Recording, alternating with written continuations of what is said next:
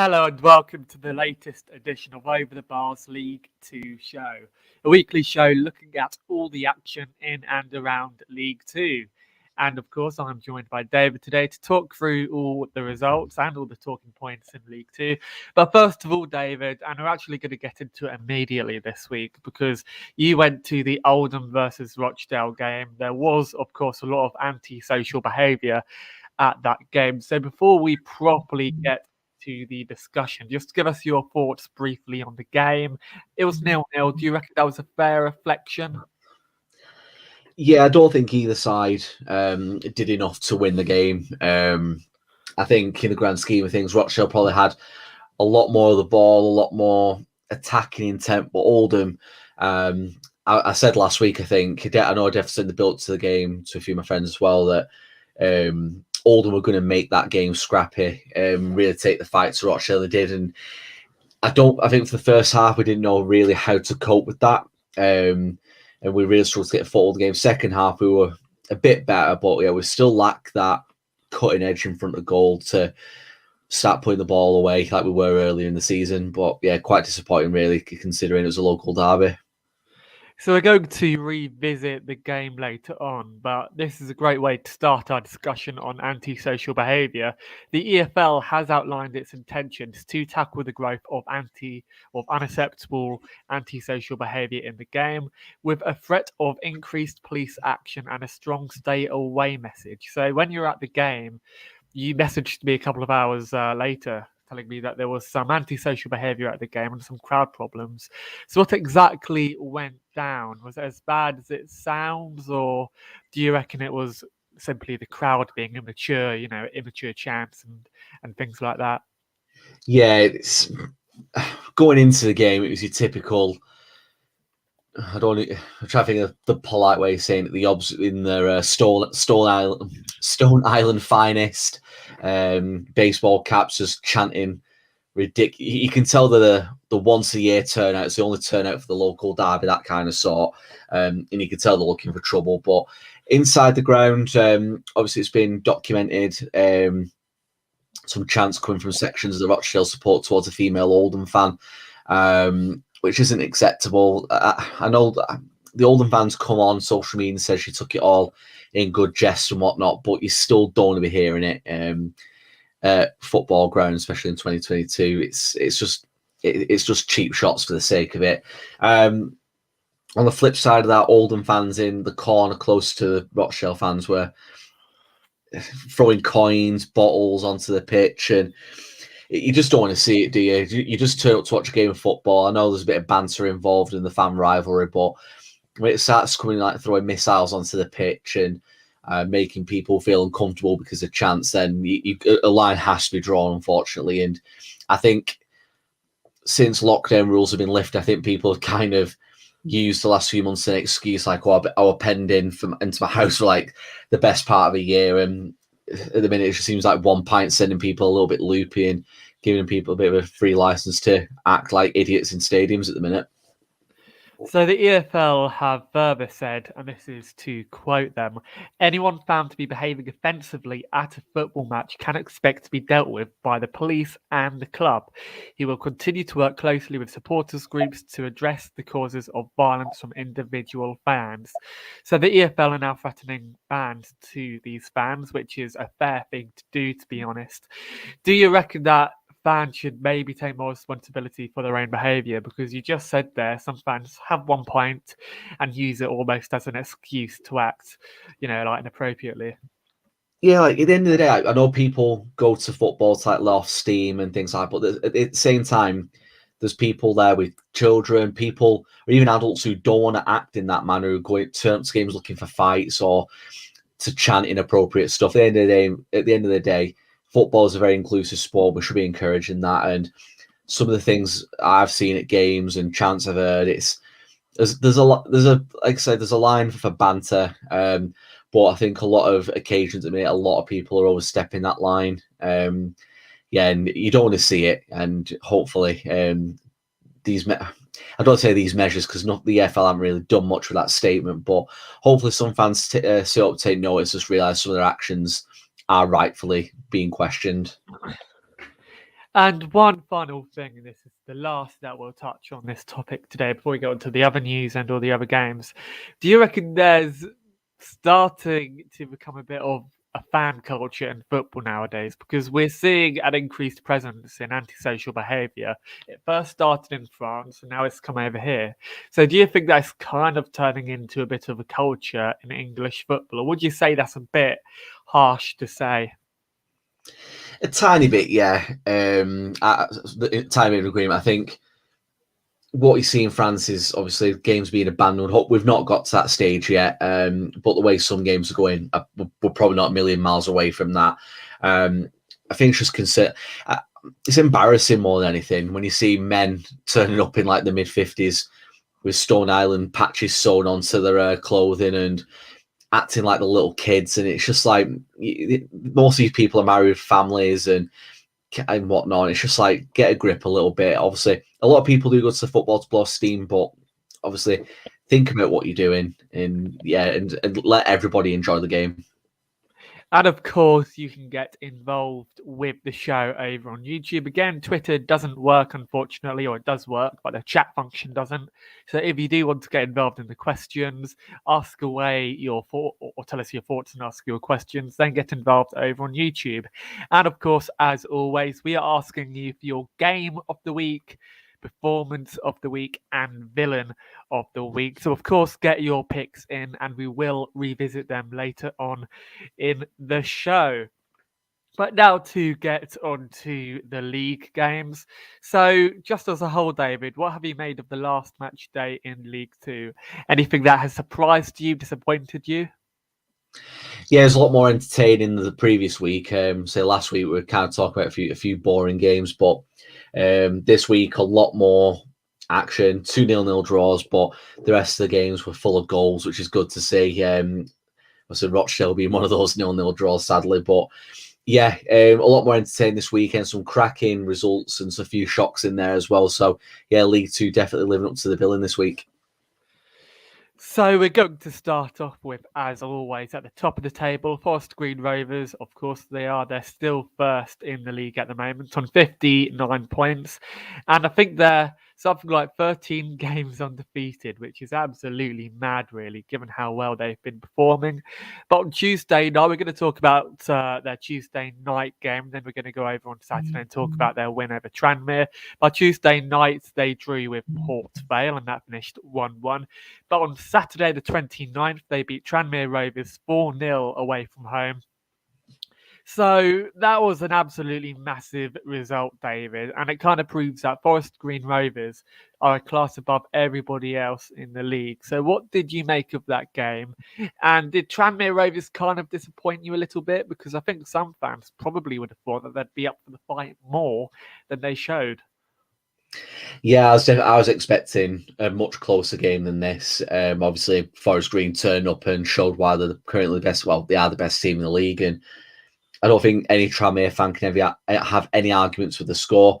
Well beaten on the day, and Forest Green are just absolutely romping to it, aren't they? I know they followed up with a draw on Tuesday night. Tranmere got a win, so then over the space of 2 games, Forest Green extended their lead over Tranmere in second place by 1 point. So I'm sure Forest Green fans are taking that before the start of the weekend, given they were playing Tranmere away. And Tranmere, okay, last night they did, or not last night, but on Tuesday night they did beat Stevenage 1-0 at home. That was a fairly predictable result, really, if you looked at it on paper. But their loss to Forest Green, as we just said, do you reckon that kind of takes away or ends the spell of them potentially winning the league? Because in my opinion, Forest Green Rovers have run away with it. It's still a long way to go. Forest Green have got a game in hand with an 8-point cushion, so it's very much theirs to throw away. But we have seen gaps of that magnitude and some even bigger in the past slip away. I remember when, I know I always bring it back to Rochdale, but I'm pretty certain I'm sure it was like 2010 or 2011 when we got promoted. I can't remember the year now. When we got promoted, we had a huge gap to Notts County. They had a few games in hand, and we ended up blowing it, and it was very much in our hands. So never say never, but this Forest Green team continue to amaze us, don't they? So they are going to take some beating. But yeah, I think Tranmere they're going to have to go on some run now if they want to win the league title. So Newport County currently occupy third place in the league, and on Saturday the 29th they beat Barrow 2-1 at home. It wasn't as one-sided of a game as you might have thought, because Newport got 2 goals early on, Dominic Telford with a brace early on, and then Barrow pulled one behind after a Mickey Dimitriou own goal on the 62nd minute. So Newport, they're 4 games unbeaten. How well are they performing at the moment, Dave? Because Dominic Telford, as always, is in excellent form, and Newport, they're looking like a team who are likely to finish in the playoffs this season. Yeah, Newport should be playoffs minimum this season. I think it'd be quite a big achievement for them to get playoffs this season, given the upheaval they had at the start of the season, obviously with Flynn going. But yeah, they're looking really, really solid and a really good win. Obviously, Telford with 2 more goals now to take him up to 20 in the league for the season after the 28 game out, which is remarkable, really. And obviously, they managed to hold on to him in the transfer window as well, which is an absolute huge bit of business for Newport, keeping hold of him. So yeah, they're looking really well placed going into the second half of the season. Obviously, very tight gaps to the teams chasing him. Obviously, Mansfield in 6th, only 2 points behind them, so that can change very, very quickly in the space of one game, can't it? So Barrow at the moment, they sit 20th in the league. They've won 2 of their last 5 games and they sit 10 points above the relegation zone. They're going to survive, aren't they, Dave? We're not really thinking that they could go down. Yeah, I think there's quite a few teams that you could include in the bracket that they should be just very fortunate. Oldham and Scunthrope have both been really, really poor this season. Otherwise, I think they'd be well in the mix. And yeah, they're, like I said, 10 points clear. But obviously, Oldham have got 2 games now. If Sheridan does manage to turn things around a little bit, they might start sweating a little bit. But yeah, I think they are looking quite good at the minute, Barrow, to stay in the Football League for another year. Good evening to everybody in the comments. Good evening to Josh and Mark. Thank you very much for joining us tonight. We will get onto your questions at the end of the show. But as always, just a real quick plug. Give us your games of the week, performances of the week, and villains of the week. And of course, we will get to them at the end of the show. Also, give us your thoughts and, of course, your opinion on who's the signing of the last transfer window. I bet there'll be some very interesting responses. So the next game we're going to talk about, or the next team, in fact, is Sutton United. They've won 3 of their last 5, drawing 2 as well. They've still been on very, very good form. They beat Carlisle away from home on Saturday. So first of all, Sutton, they're a very good side. They absolutely dominated Carlisle. If they do get promoted, and again, that's still unlikely, we still have a lot left in the season to go, how impressive of an achievement would that be? That'd be up there with one of the best achievements in League Two history. Yeah, it would be a huge achievement if Sutton were to get into League One. I think in terms of like attendances and budget, I don't think it'd be a huge like the biggest of shocks to get into League One, but it'd definitely be up there given where they were like last season, a couple of years prior to that. So yeah, it's gonna be really interesting to see how they get on the next few weeks. But an incredible win again away at Carlisle. That was a game where I expected a potential banana skin for them, but they came through that test with flying colours. And looking really good. So are you surprised that they've managed to keep David Ajiboye and Isaac Kafalai, because they're 2 very good goal scorers. They've scored 14 goals between them so far this season. So are they maybe lucky to have kept hold of them, given how there might be interest in them this summer? Yeah, I think what might be of benefit to Sutton was the fact that it's the first season of the Football League, and I think a lot of clubs might have just been a bit reserved on those 2 lads, just given the full season, see how they do over a full season of the Football League. But yeah, I'm really interested to see how those 2 continue to develop as the season goes on, especially Oloafe. He's been very, very impressive throughout the whole season so far. I'm really looking forward to see how many goals he ends up with. And I think he got a mention for the young player of the season so far in our awards a few weeks ago. He continues to impress. And Carlisle, they sit 22nd in the league, surprisingly 8 points off the drop.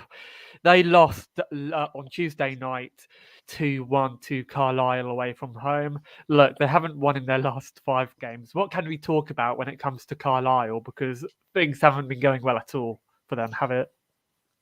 Yeah, I don't get it because Carlisle have got a good following up in Cumbria. It's a club that doesn't have much around them in terms of competition for attendances. So they usually are well backed. And yeah, the last couple of years they have really struggled, and I don't get why. It's very hard to put your finger on it.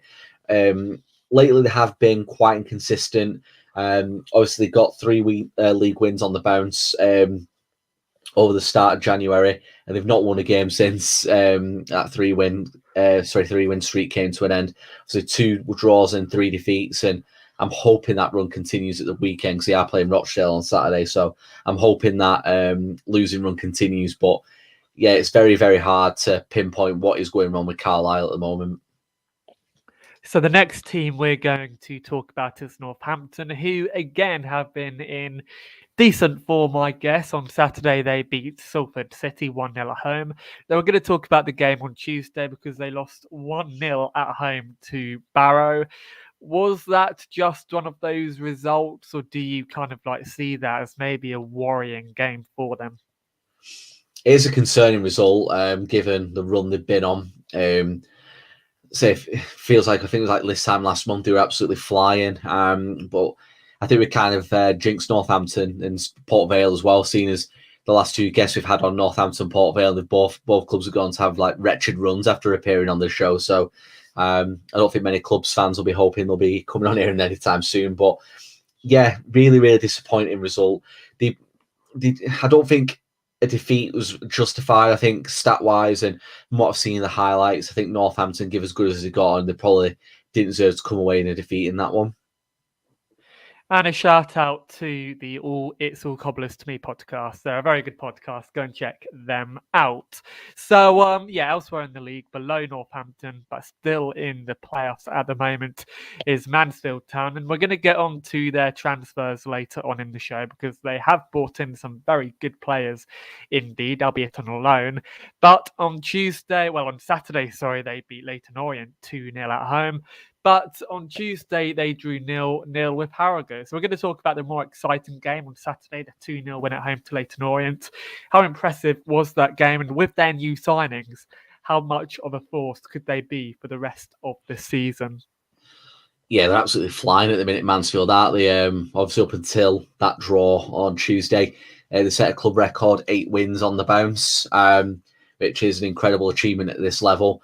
Obviously, couldn't make it 9. Harrogate really spoiled the party on that one. But yeah, the game on Saturday against Leyton Orient, another really, really positive performance. And they are going from strength to strength every week. Yeah, I think they've got a cracking manager. They've done some great business in January. And yeah, I think promotion's definitely on the cards for Mansfield this season if they can keep things together. They're looking very, very well placed, aren't they, Ben? They are, but Leyton Orient, let's quickly talk about them because they're 15th in the league at the moment. They haven't won in their last 5. They're not in any risk of going down at all. But how bang average has their season been, do you think?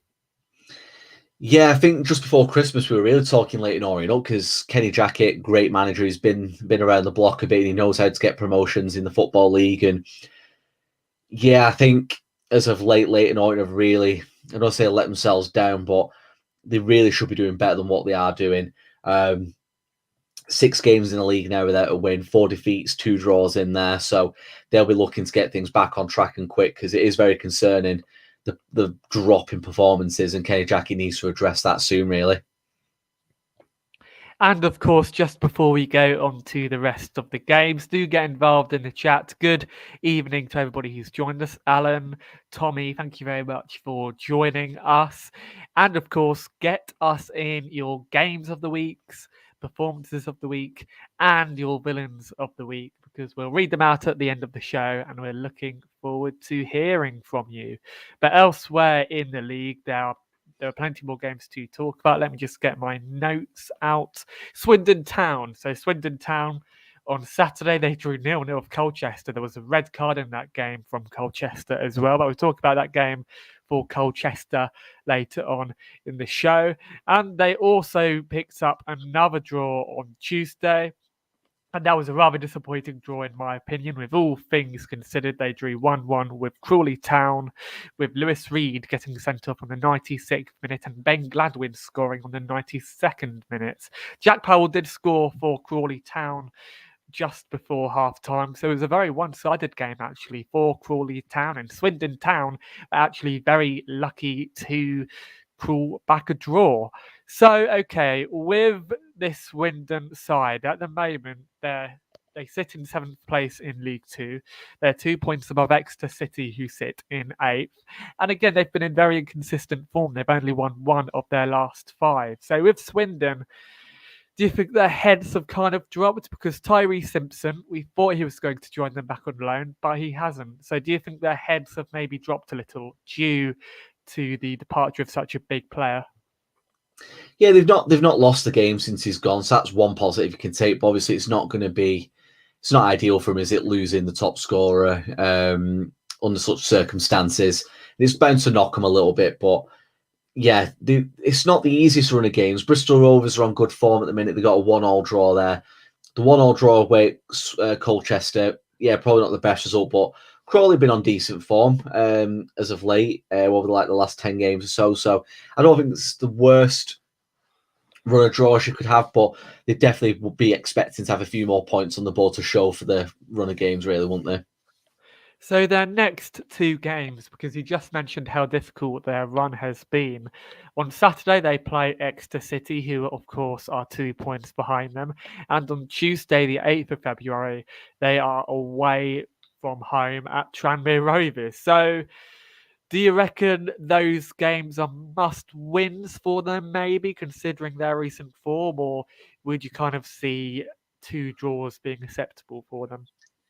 I think draws in those ones wouldn't be the end of the world, because I was going to mention their run coming up, because they've got 2 tough games coming up, and then after those 2 games you mentioned, they're at home to Scunthrope and away to Carlisle. So 2 tough games followed up by 2 easier games against 2 of the sides, like poorer form teams. So yeah, if they can get through this next couple of games unscathed, they'll definitely be looking at them 2 games afterwards as winnable games, and to be fair, they are, so they should be really concentrating on those if they can get through the next couple. And now we're going to go on to the teams in mid-table. We're not going to go through every team tonight. We're just going to talk about a few select teams in mid-table and, of course, the relegation lot, as always. But a team we are going to talk about is Port Vale. A couple of months ago, they were flying high in the league, but unfortunately, at the moment, they've dropped down quite a bit due to bad form. They sit 9th in League Two at the moment. So on Saturday, they won 1-0 at home to Scunthorpe, a game that they should have won, really, and they did win. And on Tuesday night, they drew 1-1 with Forest Green Rovers. So a very good draw indeed. So with Port Vale, can you kind of see them picking up some form again and challenging for the playoffs? Or do you think that ship has sailed? No, they're only 3 points outside. They've got a game in hand, so yeah, they're well in the mix still. I think that draw with Port Vale will do more. So the draw with Forest Green, I should say, will do Port Vale more confidence than probably the Scunthorpe win. As daft as that sounds, I think the draw the other night, obviously the Scunthorpe win was expected, I'd say, but that draw with Forest Green the other night is a really good result. I think that's going to spur them on a little bit over the coming weeks. Also got a couple of big games coming up. Salford away at the weekend, which will be a tough one. Carlisle away, a very long trip, and then Northampton at home. So they've definitely got the capabilities to crawl themselves back into it over the next few weeks. But yeah, they've definitely picked up a little bit over the last couple of games, and they'll be hoping that continues. So let's quickly talk about Salford. They're a team who we touch upon every single week, but they've been in inconsistent form lately. On Saturday, they lost 1-0 away from home to Northampton, and on Tuesday, they won 2-1 at home to Carlisle, a result that was to be expected, really. But they've signed the likes of Luke Bolton in the transfer window, players who have had League One experience. So do you maybe see them pushing on from here, or do you still believe that it's been a very disappointing season? Sorry, my speaker's cut out a little bit. Which team was you referring to? Sorry. Salford City. Do you see Salford them City, yeah. kicking on from where they've been at the moment? Because they've been in pretty good form with all things considered. All you got to do, therefore, when you look at their recent form, it's so frustrating. It's win loss, win loss, win loss. Their inconsistency is ridiculous, and I'm sure Gary Bowie will be tearing what little hair he has left out. So, yeah, there's such a ridiculous side, Salford, and they are still missing a couple of key players, but that squad's still definitely capable of mounting a playoff charge. They've got Port Vale at the weekend, really big game. Then Sutton away the week after. So they've got a few big games coming up. But yeah, they're definitely not out of the mix yet for the top 7. 3 points outside, but they played a couple more games as well. So it's a big ask for Salford, but they've definitely got the squad to do it. So quite a few big names were at the last game. Paul Scholes, Roy Keane, Steve Bruce and Ryan Giggs to watch the game at Carlisle, or against Carlisle, sorry. So do you maybe see Gary Bowyer being under a bit of pressure due to his recent form, or do you kind of see him being safe until the end of the season? Yeah, I think he'll be given the full season. Unless he had a really drastic run of form, I reckon they'll give Bowyer until the end of the season, then evaluate things from there. I'm not sure what contract he signed when he got the job on a permanent basis. But yeah, I reckon, given what pressure Neville came under after the comments he made during the last season, I reckon he'll be given the full season at least anyway. And thank you to everybody who's joined us tonight. It's always great to see the conversations going on in the comments. Good evening to Chris. Good evening to Ben. And of course, thank you for doing a plug for me. Performances of the week, so we're not going to get onto them now, but just a quick plug for them so you can all get involved at the end of the show. Get your game of the weekend, performance of the weekend, and your villains of the weekend. And of course, as always, we will read them out at the end of the show. So the next team that we're going to talk about, and they're currently 6 games unbeaten in the league at the moment, is Bristol Rovers. They've recently signed John Nolan, who I know very well from Ipswich, very good player. But on Saturday, they won 1-0 at home to Walsall, despite picking up a red card early on, with Aaron Collins scoring on the 90th minute. So they're 6 games unbeaten. Is it a stretch to say that maybe they could get not promotion, but playoffs if they picked up a spell of good form? Yeah, long overdue, isn't it? Yeah, Joey Barton didn't have the greatest starts this season. Obviously, all the off-field problems as well. So, yeah, they'll be happy to finally be putting a bit of form together. And yeah, a really good unbeaten run currently. Some decent wins in there as well against some really good sides. So, yeah, things are looking on the up for Bristol Rovers, and they are starting to make a bit of a charge towards that top 7. Currently 7 points outside of it, but a couple of games in hand as well. So, win those and they're well within the mix, aren't they? Exactly. So we're now going to talk about Crawley Town as well. And at the moment in League 2, they sit right below the teams that we have just spoken about. They sit 13th at the moment in League 2. And again, they've been in decent form, albeit a little bit inconsistent. On Saturday, they won 2-1, a very impressive result, by the way. They won 2-1 away to Bradford City. And on Tuesday, they drew 1-1 away from home at Swindon. Swindon picked up a red card in that game. So let's concentrate on the Saturday result. Bradford City 1, Crawley Town 2, with Andy Cook scoring for Bradford. And Tom Nichols and Tony Craig rescuing a comeback really for Crawley Town. So what have you made of Crawley as of late, David? They've been in decent form, could you say? Yeah, definitely. I think in the build up to Christmas, especially me, I think I was being quite critical of Crawley and saying they weren't out of the contention for being in the bottom 2. Obviously, it'd have been a long shot at that point, given Oldham and Scunthorpe's form. But yeah, definitely since the back end of 2021 and going into December and into 2022, they've really picked up and gone and climbed away from that. One point, it was looking like there could be potential dark horses to mount a top 7 challenge, but back-to-back defeats in the middle of January. Stevenage and Tranmere kind of derailed that a little bit, but they've got themselves back on track. That win at Bradford on Saturday is a great win for Crawley. And there, the Swindon one, they nearly came away with another really good point there. I was conceding a very fortunate goal in the 92nd minute, I believe it was. And yeah, Crawley definitely ruined the luck in that one. So Crawley Town midfielder Jack Payne has triggered an extra year extension that will keep him at the club until the 2022-2023 season. He's a player who I remember very well from Peterborough, Sunderland, and he's always been a very talented player, probably, in my opinion, one of the best in League Two. So how important is it that they've kept a player of that calibre at the club? Yeah, if you really get players like that, if you can time down to better deals on longer terms, then yeah, you can't really knock it, can you? Especially if the player's willing to sign the deal as well. That's one thing. It's all well and good you wanting to keep them, but the players will want to stay as well. So yeah, they've done really well to keep hold of them as well. And yeah, I think Crawley got the makings of a good squad there. I was quite impressed to manage to get Tom Nichols as well. I know he's not been as prolific as he was a few years ago, but still a really good striker for this level. But yeah, I think if you can get him on the pitch and firing like he was doing a few years ago, I think it'll be a huge coup really for Crawley Town. And good evening to Dan Green. Yes, you mentioned Luke Chambers as a potential villain of the week. I just had to pick that out, as I absolutely love seeing that as an Ipswich Town fan.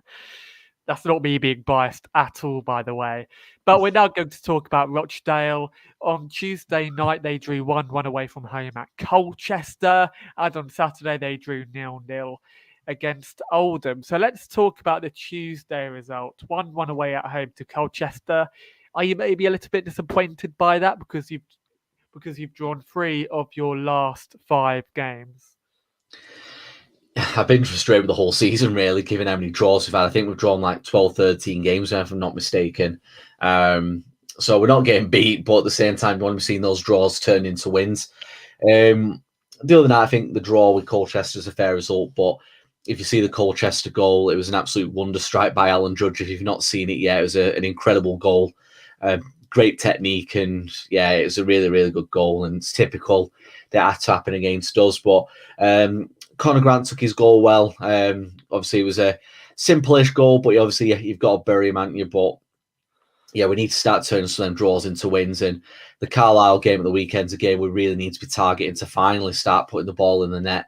And all of our January signings will be available for the game on Saturday. So I am expecting big things on Saturday. Now all our January transfer signings are all going to be on the pitch at the same time. So let's briefly talk about Colchester, because they've probably been one of the most bang average / poor teams of the season. They're currently managed by Wayne Brown, who's there on an interim basis, but could potentially get the job considering that he has pulled them out the relegation zone. So Colchester, we'll talk about more of their signings later on, as I think there is a question on it in the chat. But what have you made of Colchester? And yeah, they've had a very difficult season, really, and they have not been having a great time with their owner, Robbie Cowling. So talk a bit about Colchester. Yeah, they're a side that have really been... I know they had a playoff campaign, obviously, in the last couple of seasons, but the last couple of years they have really struggled, and I think a lot of the Colchester fans are venting their anger at the owner. There does seem to be a lack of investment. A lot of the signings smack of pure desperation at times. Like I said a couple of weeks ago, the average age of that squad is ridiculous. You've got to look at the spine of that team, and they're all into like their early mid-30s. And yeah, I'm just not wild about this Colchester team. And again, I think Colchester, of all the teams that are down there, are probably the team that should be thankful for the plight of Oldham and Scunthorpe, because if them two are on half decent form, this Colchester side would be in big trouble.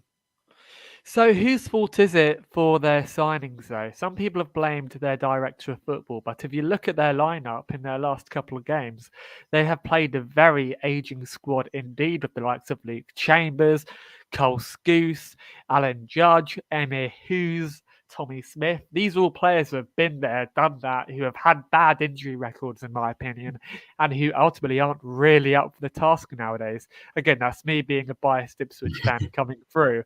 But who's to blame for their recruitment? Because in my opinion, their recent signings have kind of been a little bit desperate. And of course, they have signed again quite a few odd players. So who do you blame? So you've got to put the blame primarily at the board for signing off these transfers.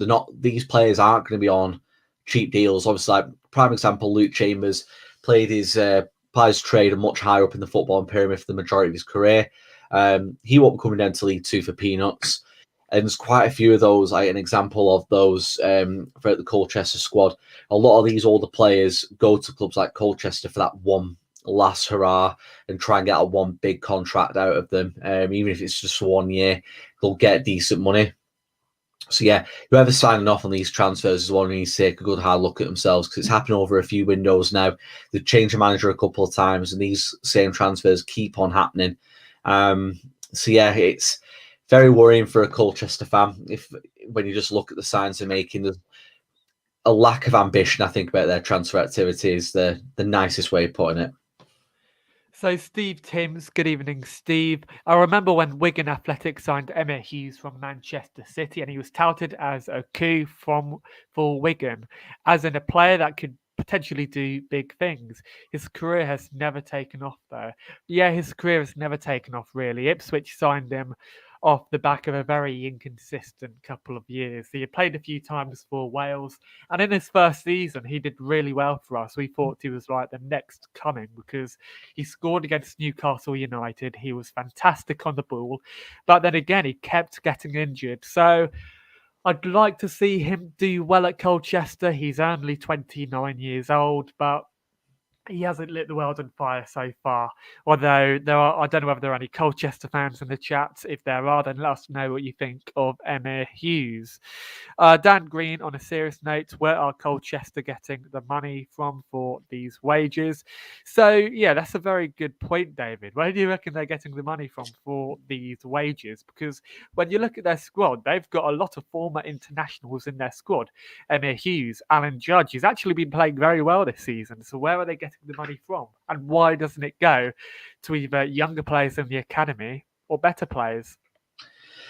Yeah, I think it's just one of those. I think Colchester are signing players purely on reputation as opposed to actually bothering to send a scout out to go watch players that might, like, players in non-league that are performing really, really well deserve a chance in the Football League.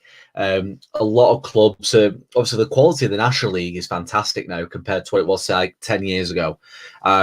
There's players in there that are chomping in the bit to get a contract in League Two, and they're just throwing stupid money at players who shouldn't even be playing Football League anymore. But obviously that's their transfer strategy. I don't know where the money's coming from. I just think purely it must be taking a bit of a gamble to potentially a playoff campaign or something. It's just hugely backfired because that squad is nowhere near good enough for what they're probably aspiring to be, and that's probably a top 7 side. And yeah, I think whoever's in charge of the recruitment there really needs to take a good hard look at themselves into the summer, because they can't continue to sign old has-beens. They need to start looking at younger players or players from the National League or players released from higher up the food chain that haven't been given a chance. That's my opinion anyway.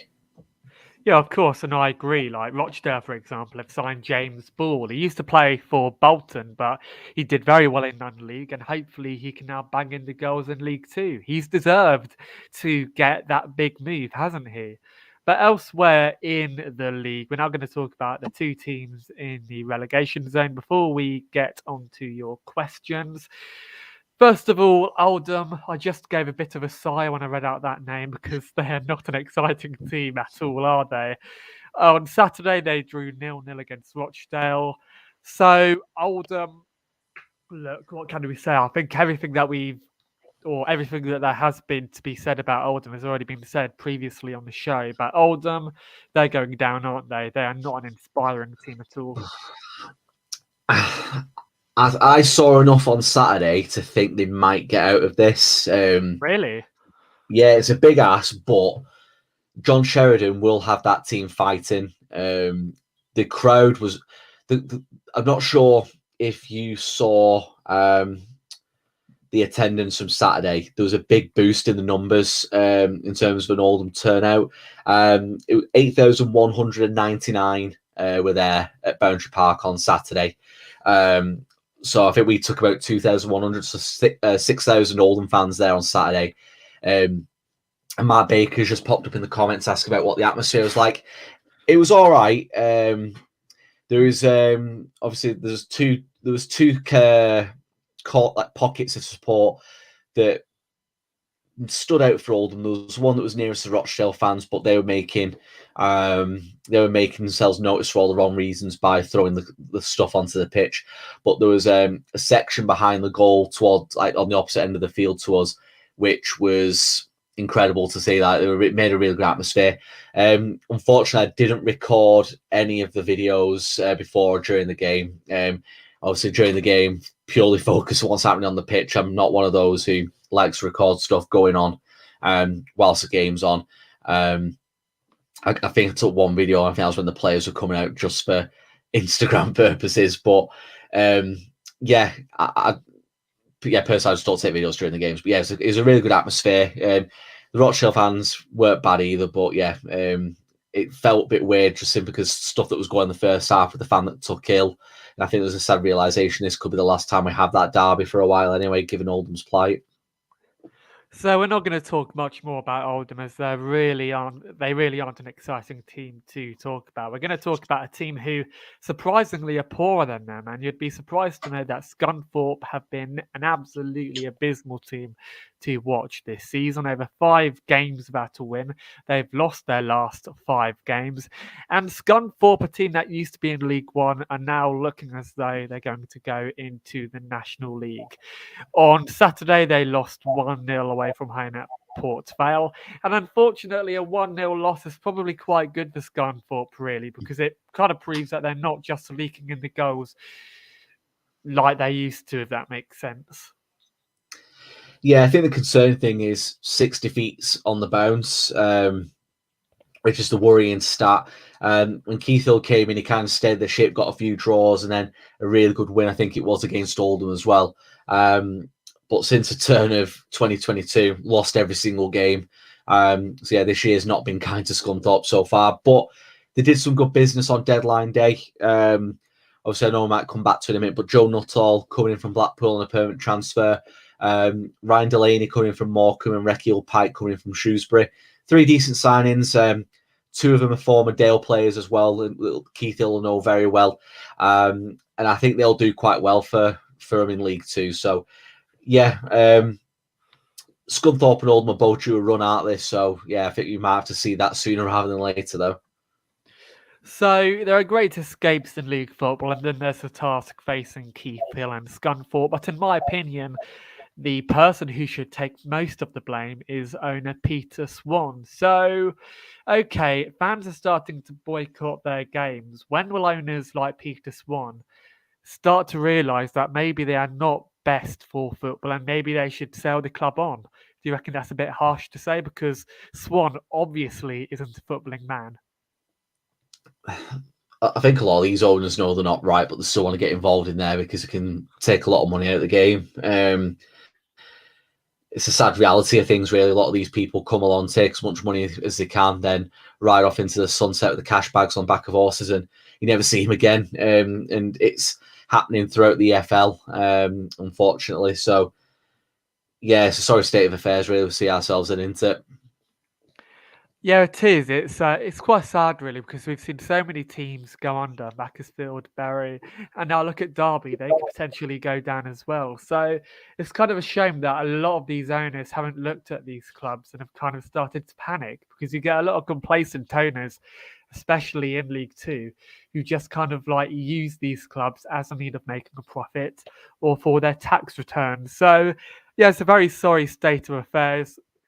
just to kind of like lighten up the mood, we're going to get onto the Twitter questions and the questions in the chat. And don't forget to get us in your games of the weeks, performances of the weeks, and your villains of the week. And also tell us who the best transfer has been in the transfer window, as in which club do you reckon has made the best signing in League Two? Would be intrigued to hear about that. So to start us off today, Off the Line blog on Twitter. Of course, you can ask us questions over on Twitter at OverTheBarFB. Couple of questions, guys, if that's okay. The first question he has asked: who is the signing of the window in League Two? Who do you think could make a late, unexpected push for the playoffs? And he also wants you to mention Rochdale as well. So we're going to start off with the signing of the window. David, who do you reckon is the signing of the window? I think the big standout one that I'm really looking forward to seeing he gets on in League Two is Matty Longstaff from Newcastle. Obviously, Premier League experience, got quite a lot of games in the Premier League under his belt as well. I'm really looking forward to how he gets on in League Two. I think this could be a great bit of business for Mansfield to get him on loan until the end of the season. Very, very shocked. He's ended up in League Two, but I'm sure Mansfield fans won't be complaining. They'll be hoping he has an instant impact.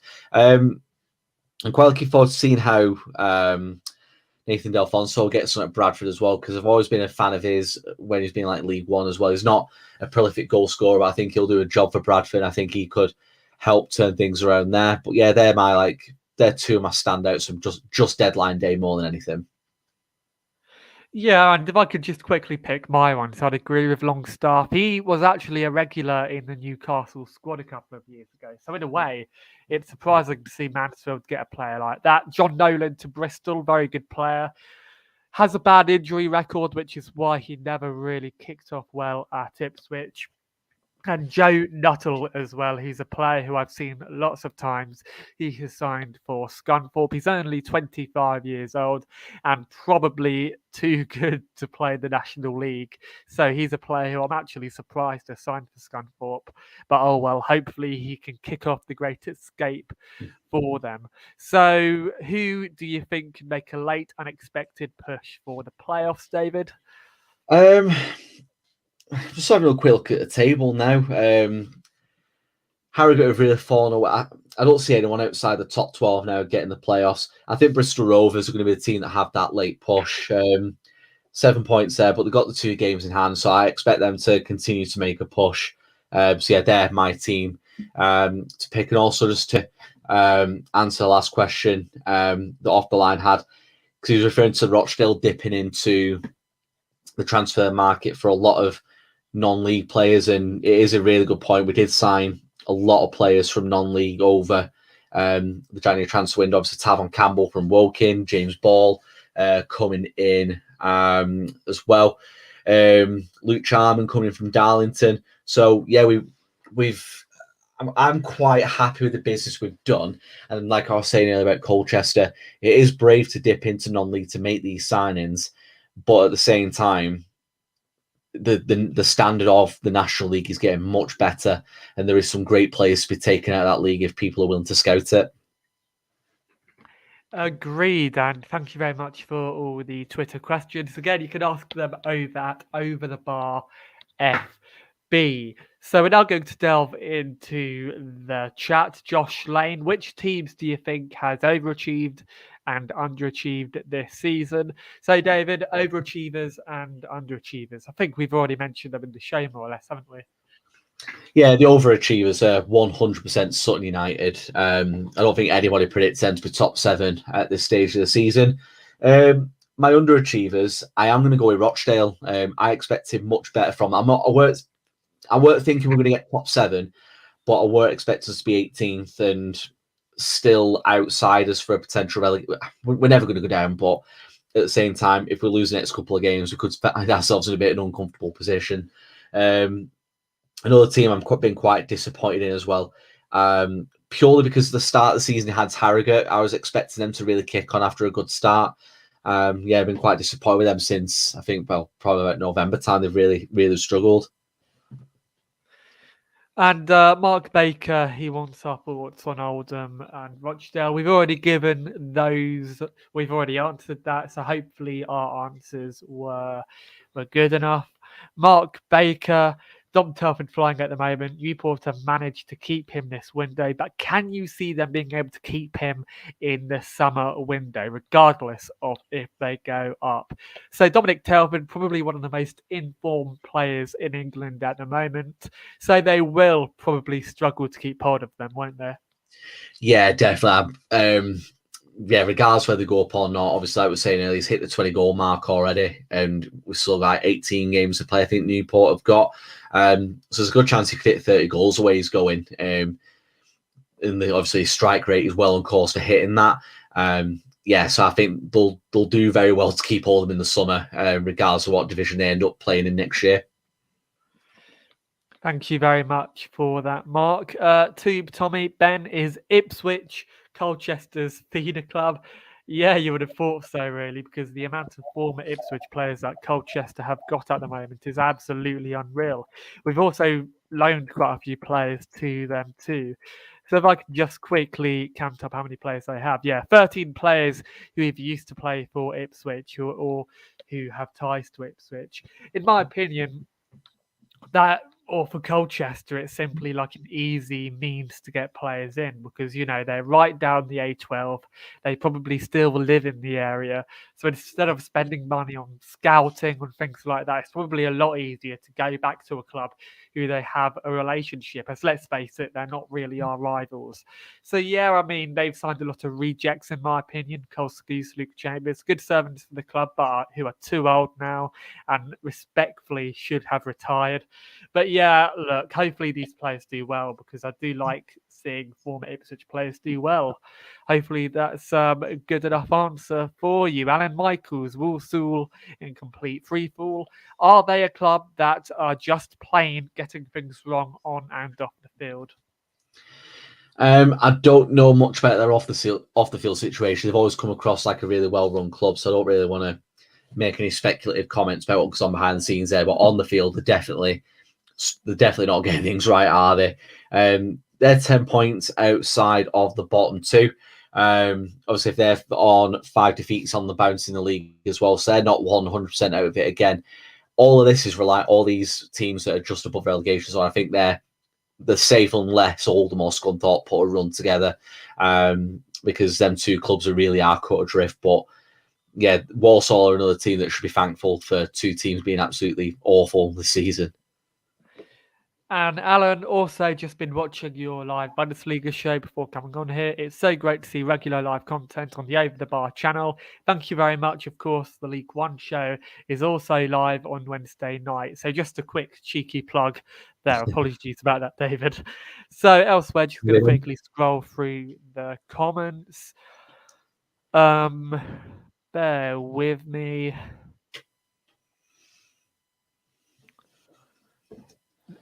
Everybody hates dead air, so I can just see the people dropping out now. So I think we're now going to go on to the villains of the weeks, heroes of the weeks, and performances of the weeks. Of course, it's not too late to get your questions in. We will answer any others in the chat if we do come across them. But we've had a very busy show tonight with a very busy chat as well. So to start off with is Chris Saunders, performance of the week. Forest Green Rovers 4-0 away win. Villain of the week, Featherstone for getting sent off for Hartlepool when they were playing well enough to get a win, but ended up fighting for a 0-0 draw. And hero of the week, Ben Gladwin for his 92nd equaliser for Swindon. I'd probably agree with him there, wouldn't you, Dave? Yeah, I'd say so. Say Forest Green was 100% my performance of the week. I couldn't pick a villain of the week this week. I really struggle with that one. And game of the week was quite tough, really. I think in the end I was going to go with Crawley and the Bradford Crawley game because obviously decent game, few goals in there and an unexpected win. So yeah, I think that gets my nod anyway. So Dan Green, hero of the week is Emma Hughes. Injury time goal to rescue a 10-man Colchester. Well, I just said that he hadn't been lighting the Elder light earlier on, but there he is getting a goal for Colchester. Forest Green Rovers for performance of the week. Agreed, they're always a very consistent team. And villain of the week, Luke Chambers, for getting sent off on the 87th minute whilst Colchester were fighting for a point. He does love a red card, does Luke Chambers. So elsewhere, we also have another question. Steve Timms, Rochdale aren't going down, but they strike me as a club that are seriously underperforming. I know there's lots of off-field issues which Dave won't want to discuss, but what on-field needs to change? So what needs to change on the field for Rochdale? Start taking our chances is the number one thing. We create enough of them and we just don't take them. The other thing that annoys me is not being able to hold on to a lead. I know it feels like a long time since we had a lead, but there's been so many positions this season that we've been winning the game and just throwing it away either and end up drawing the game. So yeah, I think we need to tighten up at the back a little bit. But over the last few weeks since we brought in Paul Downing, he's really shored things up at the back. I've been very, very impressed with him. Sorry, I've seen something in the live chat. But yeah, I think, and then I was start taking the chance at the top. But so Luke Charman and Talon Campbell coming in, I'm expecting big things at the top end of the pitch over the next few weeks. And of course, good evening to everybody in the chat. We're going to wrap up the show sooner rather than later, as we will be going very close to the hour mark. Just real quickly before we do wrap up the show, sorry if we haven't gotten onto your question tonight. We'll get onto them next week. But David, who is your hero of the week, villain of the week, and what was your performance of the week? Yeah, so villain of the week, I think I can't remember it was in the live chat with Luke Chambers. I struggle picking one out, but I'll go with that one. Forest Green at Tranmere get my nod for performance of the week. My game of the week was Crawley winning away at Bradford. Just before we do go off it, one last question has popped up. We'll get this answered. It's the last question, and then I'll wrap things up. So from Dan Green, on the back of Steve Tim's question about Rochdale, they could bring back one ex-Rochdale player to improve the season. Who would it be, and why do you say Ian Henderson? I don't think I'd go with Ian Henderson, to be fair. I'd go with Gary Jones. One play, he's the type of player we are missing at the minute, that driving force in midfield. I've been saying all season we need that battler in the centre of the park, and yeah, sorry to shock you, Dan, but it wouldn't be Ian Henderson. I know he was our top scorer for a few years straight, but I think we definitely need a more Gary Jones style type character at the minute. So yeah, just to throw the spanner in the works on that one, but we'll call it a night on that one. So thank you very much, everyone, again, for getting involved on the live chat. All your questions coming in on Twitter. Mr. Rochdale Decador wasn't he? Didn't do much at Bradford. I'm pretty certain he was the captain when he got into the League Cup final against Swansea, if I'm not mistaken. And he is, I'm sure he seems a bit of a hero down there as well. So, yeah, if there's any Bradford fans in the chat, pop up and just let us know what you think of Gary Jones, because I always had the opinion that he was well loved down at Valley Parade, especially for that stint when he got into the. Well, I don't even know what the sponsor was for that League Cup final, but yeah. But yeah, as I was saying, we're going to call it a night there. So yeah, that's everything for this week. So thank you very much again for everyone in the live chat. Your Twitter comments, it's very much appreciated. In the meantime, if you want to check us out on the website, www.otbfootball.net. That's the centerpiece for everything that Over the Bar does. So check us out there for all the latest written content we get out for you. Also, the very active Twitter page at Over the Bar FB. If you are watching us on Twitter, if you're listening to us on Spotify, iTunes, things like that, make sure you do head over to Twitter and then follow us on there. Also, if you are listening to us on the audio-only shows, or if you are on Twitter, watch on Twitter, make sure you head over to youtube.com/overthebarfb. Subscribe to the channel, like the content. We've got some great content every single week for you, so make sure you do check back for that. That's everything again for this week. Thank you, Ben, for a great hosting job as always. Thank you, everyone, for watching, and we'll see you all very, very soon. And yeah, back next week with some more cracking EFL content for you.